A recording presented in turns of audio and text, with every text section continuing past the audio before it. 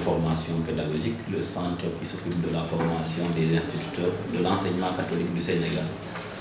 Et en tant que directeur, j'ai commencé comme enseignant d'abord à l'élémentaire, après enseignant à l'élémentaire, aussi professeur au collège pendant une année seulement, avant de faire la formation des conseillers pédagogiques à l'école normale supérieure.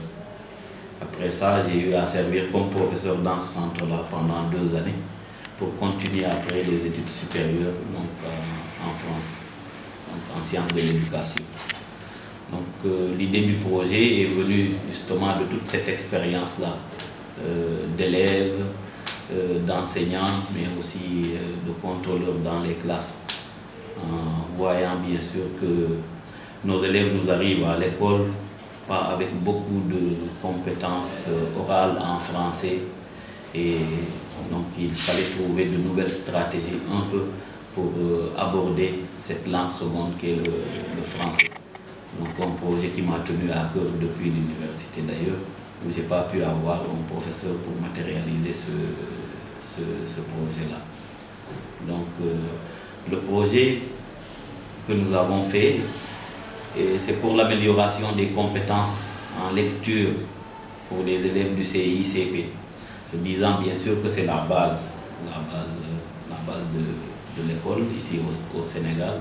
Et dans le cadre de ce projet-là, on se dit que le rapport que nos enfants ont avec l'écrit sont assez complexes et assez mitigés. Et il faut que l'école justement travaille à rétablir ce rapport-là que les enfants ont avec l'écrit. Donc c'est cela la base du projet. On peut rétablir ces rapports avec l'écrit pour que les enfants s'intéressent de façon vraiment explicite à, comment dirais-je, aux écrits, et puissent passer bien sûr à aimer la lecture qui est la base de tous les apprentissages ici au Sénégal. En fait, je vous demandais juste quel est ce setup, comme vous participez au projet.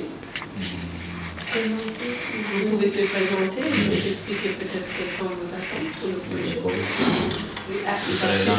il va filmer aussi, présenter l'école, oui, voilà. D'accord.